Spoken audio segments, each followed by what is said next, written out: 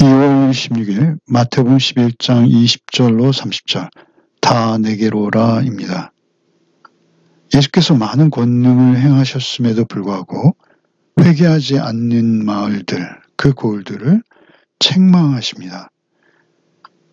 그리고 이렇게 된 것은 모두 아버지의 뜻이라고 기도하십니다. 그리고 이어서 다시 그들이 회개하지 않음에도 불구하고 초청하십니다. 그들을 예수께서 참으로 그 전에는 들어보지 못했던 나의 멍에를 메고 내게 배우라는 우리가 잘 알고 있는 그 말씀으로 그들을 초대하시는 내용이죠. 먼저 회개하지 않는 도시들에 대해서 예수께서 책망하시는 내용이죠. 20절부터 읽겠습니다. 예수께서 권능을 가장 많이 행하신 고을들이 회개하지 아니하므로 그때 책망하시되 화 있을진 저 고라시나 화 있을진 저 베스다야. 너에게 행한 모든 권능을 두로와 시돈에서 행하였더라면 그들이 벌써 베옷을 입고 제에 앉아 회개하였으리라. 내가 너에게 이르노니 심판날에 두로와 시돈이 너희보다 견디기 쉬우리라. 가버나움아, 내가 하늘에까지 높아지겠느냐? 음부에까지 낮아지리라. 내게 행한 모든 권능을 소돔에서 행하였더라면 그 성이 오늘까지 있었으리라. 내가 너에게 이르노니 심판날에 소돔 땅이 너보다 견디기 쉬우리라 하시니라. 예수께서는 고울들, 회개하지 않은 고울들을 책망하세요. 그러니까 예수께서 하시는 사역은 개인적인 차원도 있지만 다분히 공동체적인 차원 또한 있다라는 것이죠. 이스라엘 전체가 하나님께 돌아오라 라고 선포하신 것이죠. 그런데 그들의 지배계층들이 그 예수님의 선포에 저항합니다. 그리고 아주 부당하게 그들이 반응하는 것을 볼 수가 있죠. 특별히 고라신과 벳세다가 먼저 등장합니다. 벳세다가 어디입니까? 베드로와 안드레의 고향입니다. 그 고라시나 벳세다야 너희에게 행한 모든 권능을 두로와 시돈에 행했다. 두로와 시돈은 이방 나라이죠. 이방 땅입니다. 페니키아이죠. 아주 유명한 악명 높은 우상의 도시들이죠. 무역으로 흥왕했기에 돈과 권력의 폐단이 가장 많이 드러나는 도시들이기도 합니다. 오직 돈과 권력으로 참으로 추한 그 두로와 시돈에 가서 내가 너희에게 행하듯이 권능을 행했다면 그들이 벌써 베옷을 입고 제에 앉아 회개했을 것이다. 그런데 고라신, 벳세다, 너희에게 그토록 내가 많은 권능을 행하였으나 너희가 나를 부인하고 받아들이지 않았기에 너희가 두로와 시돈보다 더 심각한 심판을 면할 수 없다라고 경고하시죠. 23절에 가버나움에서도 동일한 선포를 하시죠. 가버나움은 예수님 활동의 중심지입니다. 많은 이적들을 행하셨죠. 그런데 그들 공동체가 예수님께 보인 태도는 예수님을 거절하는 태도였습니다. 하늘까지 높아지겠느냐? 음부까지 낮아지리라.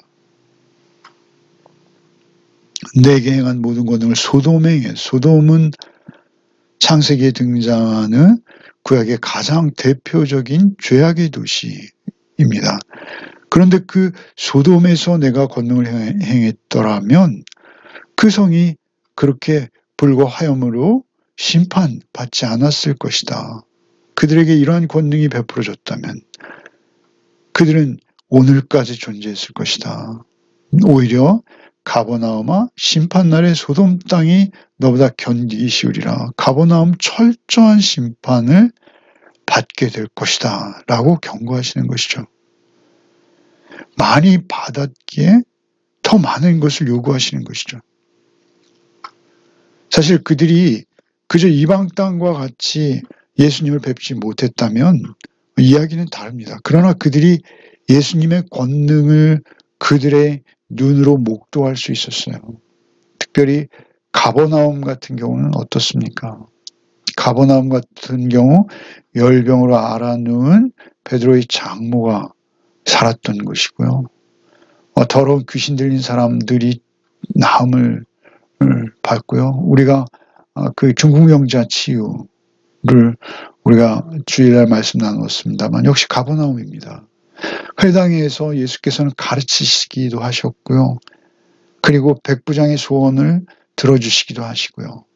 그리고 5,000명의 먹을 것을 준 기사에서 기재된 설교, 그 설교나 많은 가르침들이 가버나움 회당 또는 가버나움 성읍 어디에선가 행해졌을 것이다 라는 것이죠. 알페와 아들 레위 세간에 앉아있던 그를 제자 삼은 것도 가버나움입니다. 그렇게 예수 그리스도의 사역의 중심지였음에도 불구하고 그들이 예수님을 거절했다라는 것이 믿을 수 없죠. 그러니까 그 능력, 기사와 이적만으로 그들이 믿음 안으로 들어오지 않는다는 것이죠.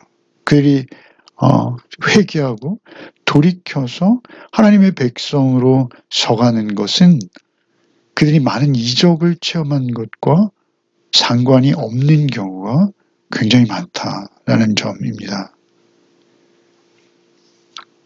예수와 천국을 영접했을 때는 그토록 위대한 선지자 세례자 요한보다 더 큰 자가 될 것입니다. 그러나 예수 그리스도와 천국을 부인하고 받아들이지 않는다면 소돔과 고모라가 당한 심판보다 더 큰 심판을 받게 된다라는 것이죠. 예수님의 권능 그리고 예수님의 가르치심 계시가 크다면 그것을 많이 받았다면 또한 많은 것을 우리에게 요구하신다라는 것이죠. 가버나움은 다른 어느 도시에 비할 수 없을 만큼 큰 은혜를 받았습니다만 예수를 거부함으로 이토록 저주스러운 선언을 듣게 되어진 것이죠. 그리고 이제 예수께서는 이 모든 것이 하나님의 뜻이라는 말씀을 하시죠. 25절부터 읽겠습니다. 그때 예수께서 대답하여 이르시되 천지의 주제이신 아버지여 이것을 지혜롭고 슬기 있는 자들에게는 숨기시고 어린 아이들에게는 나타내심을 감사하나이다. 옳소이다. 이렇게 된 것이 아버지의 뜻이니이다. 내 아버지께서 모든 것을 내게 주셨으니 아버지에는 아들을 아는 자가 없고 아들과 또 아들의 소원대로 계시를 받는 자 외에는 아버지를 아는 자가 없느니라. 수고하고 무거운 짐진 자들아 다 내게로 오라. 내가 너희를 쉬게 하리라. 나는 마음이 온유하고 겸손하니 나의 멍에를 메고 내게 배우라. 그리하면 너희 마음이 쉼을 얻으리니 이는 내 멍에는 쉽고 내 짐은 가벼움이라 하시니라. 그때 예수께서 대답하시죠. 천지의 주제이신 아버지요. 이것은 기도로 봐야 할 것입니다. 천지의 주신 아버지요. 지혜롭고 슬기 있는 자에게 숨기시고 어린아이들에게 나타내심을 감사하나이다. 스스로 지혜롭다 하는 자, 스스로 슬기롭다 하는 자들은 예수 그리스도께서 전하시는 복음의 비밀을 알아듣지 못했어요. 알아듣지 못한 것이 아니라 그들은 비웃고 오히려 조롱하고 거부했습니다. 거절했습니다. 지혜롭고 슬기 있는 자들이라고 스스로 여기는 여기에 지혜는 아주 교만한 것이죠. 교만함으로 인해서 예수님의 복음을 자기의 형편과 처지에 맞지 않다라고 여기며 거절했던 것이죠. 그러나 반면 어린아이들과 같은 어린아이들 여기서 어린아이들과 같다라는 것은 어린아이와 같이 유치하다 그런 것이 아니고요. 어린아이들과 같이 순수하다 이런 의미죠. 예수 그리스도의 복음에 대해서 순수하게 그것을 받아들이고 그것이 그런가 하여 묵상하며 그 복음에 정직히 반응하는 자들에게는 그 복음의 비밀이 깨달아 알게 되어지는 은혜가 임한다라는 것이죠. 그 복음의 엄청난 비밀을 그들은 자기 것으로 경험하게 되는 것이죠. 어린아이와 같은 자들에게 그렇게 되었다는 것이죠. 그것에 대해서 예수께서 감사하시는 것입니다. 감사하십니다. 옳소이다 이렇게 된 것이 아버지의 뜻이니이다. 이렇게 되어지는 것은 아버지의 뜻 안에서 모든 것이 이루어집니다. 슬기롭고 지혜 있는 자들이라고 자처하는 그들에게는 복음을 숨기시고 어린아이 같은 그들에게는 복음의 비밀을 일체 깨닫게 하시는 것, 그것은 아버지의 뜻 안에서 되어진 일입니다. 그러니까 사실은 그렇게 고라신과 벳세다, 가버나움이 많은 능력을 보고도 예수께서 많은 능력을 행하셨음에도 복음을 거절하는 그러한 자들임에도 불구하고 예수께서는 하나님께 영광을 올려드립니다. 영광을 올려드리면서 하시는 고백하시는 말씀이 무엇입니까? 이렇게 된 것은 아버지의 뜻인데 그 아버지의 뜻은 순수한 그 어린아이들과 같은 그들의 심령에 복음의 비밀을 나타내 주셨다는 것이죠. 그러니까 우리가 이 모든 되어진 것들이 사실은 아버지의 계획과 뜻 안에 있다라고 하며 그 거절에도 불구하고 하나님께 영광을 올려드리는 것입니다. 27절에 내 아버지께서 모든 것을 내게 주셨으니 아버지 외에는 아들을 아는 자가 없고 아들과 또 그 아들의 소원대로 계시를 받은 자 외에는 아버지를 아는 자가 없느니라. 성부 하나님을 아는 것, 그것은 아버지께서 모든 것, 이 세상의 권세, 이 세상의 구원주로서의 선택, 이 모든 것들을 하나님께서는 성자에게 주셨다라는 것이죠. 모든 것을 내게 주셨으니 아버지 외에는 아들을 아는 자가 없고 아버지께서는 아들을 잘 아신다라는 것이죠. 하나이시죠. 사실은 아버지의 본체이시다라고 말씀하시지 않습니까? 그 아들을 아는 자가 없고 아들과 또 아들의 소원대로 계시를 받은 자. 그러니까 아들의 소원, 아들이 그 복음의 계시를 받는 자를 아들이 또한 택하십니다. 계시를 받는 자 외에는 아버지를 아는 자, 그 계시를 받은 자만이 성부를 알게 되어진다라고 하나님께 영광을 올려드리는 것이죠. 그 기도를 하시며 다시 그들에게 초청하시는 것이죠.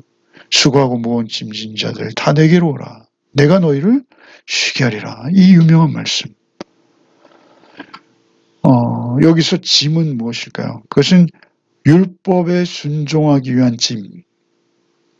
맞습니다. 그러나 사실은 율법에 순종하는 것이 무거운 짐만은 아닙니다. 율법은 오히려 그들에게 즐거움이요 기쁨일 수 있어요. 시편 119편 같은 것을 읽어보십시오. 그들이 얼마나 율법을 주야로 묵상하며 즐거워합니까? 수고하고 무거운 짐진 자, 그 왜 여기서 그렇게 수고하고 무거운 짐진 자로 말씀하시는 것일까요? 그것은 율법 자체라기보다는 바리새인들이 덧붙인 규정들입니다. 그 613가지의 계명, 613가지의 계명들 말이죠. 여기서 그 바리새인들의 태도를 우리가 생각해야 합니다. 여러분 23장에 가면 바리새인들을 지적하시면서 이렇게 그들의 문제를 들춰내시죠. 또 무거운 짐을 묻고 사람의 어깨에 지우되 자기는 이것을 한 손가락으로도 움직이려 하지 아니하며 자기는 오히려 질 수도 없는 짐을 말이죠. 그 무거운 짐을 묶어서 사람들의 어깨에 짊어지도록 했다라는 것이죠. 그 바리새인들이 덧붙인 규정들, 그 613가지의 계명과 그 율법의 이상한 해석들 말이죠. 그래서 그 수고하고 무거운 짐진 자, 물론 그러한 율법적인 문제도 있고요. 또한 죄의 짐도 있습니다. 우리 각자는 말이죠. 우리는 무거운 짐진 자들이에요. 태생적으로. 짐진 자들아 다 내게로 오라 내가 너희를 쉬게 하리라. 예수 그리스도께서만 우리에게 완전한 쉼을 주실 수 있다라는 것이죠. 그 문자적 율법의 복종이 아니라 예수 그리스도의 복음 안에 들어오는 자, 예수 그리스도를 인정하고 예수 그리스도를 믿음으로 따르며 그의 제자 된 자들, 그 율법에 순종하는 제자의 길은 죄의 짐을 대신 져주시고 십자가로 초대하시며 그 은혜와 사랑으로 순종의 삶을 살아낼 수 있도록 우리 안에 내주하시는 주님. 그 주님께서 우리를 쉬게 해주신다는 것이죠. 수고하고 무거운 짐진 자들아 다 내게로 오라 내가 너희를 쉬게 하리라. 쉬게 하리라. 그 쉼은 율법의 사실은 재해석이죠. 새 언약입니다. 하나님 사랑, 이웃 사랑으로 대변되어지는 율법. 우리가 산상수훈에서 보았던 더 나은 의, 더 나은 의. 살인하지 말라 했으나 미워하지도 말고 간음하지 말라 했으나 음란한 마음도 품지 않는 더 나은 의. 그 더 나은 의로 표현되는 멍에이죠. 사실 예수께서 나는 마음이 온유하고 겸손히 나의 멍에를 메고 내게 배우라 라고 하실 때 초청하시는 예수님의 멍에, 예수님과 함께 지는 멍에죠. 그 멍에가 더 가볍고 쉽다 이런 말씀은 아니에요.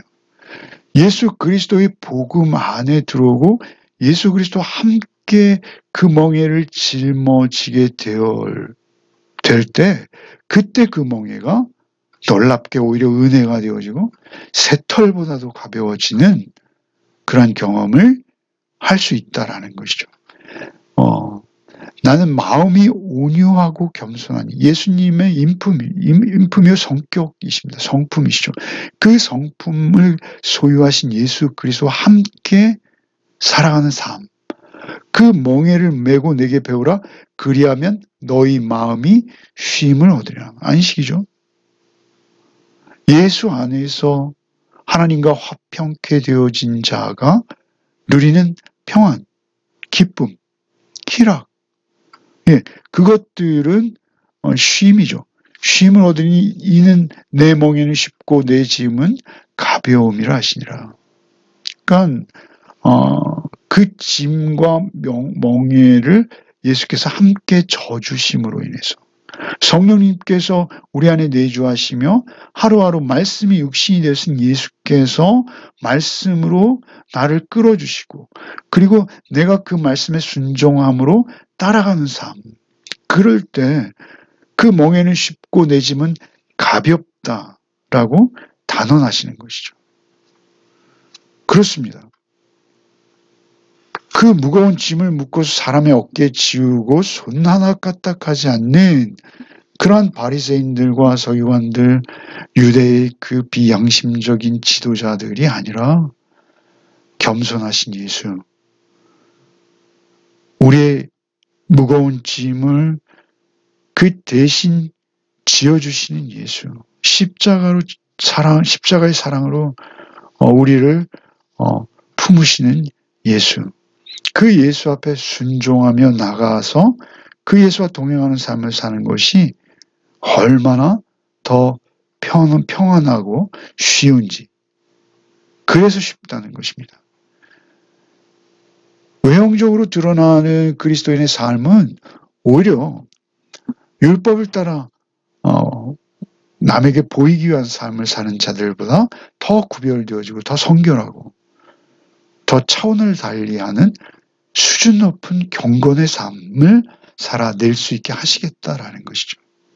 그것은 오직 예수와 함께 짐을 지는 것입니다. 예수의 멍에를 메고 예수와 함께 따르는 것입니다. 오늘도 예수 그리스도와 함께 온전한 동행을 이루는 한날의 삶을 살아내는 복이 우리 열매 가족들에게 있기를 소원합니다. 기도하겠습니다. 수고하고 무거운 짐진 자들아 다 내게로 오라. 내가 너희를 쉬게 하리라.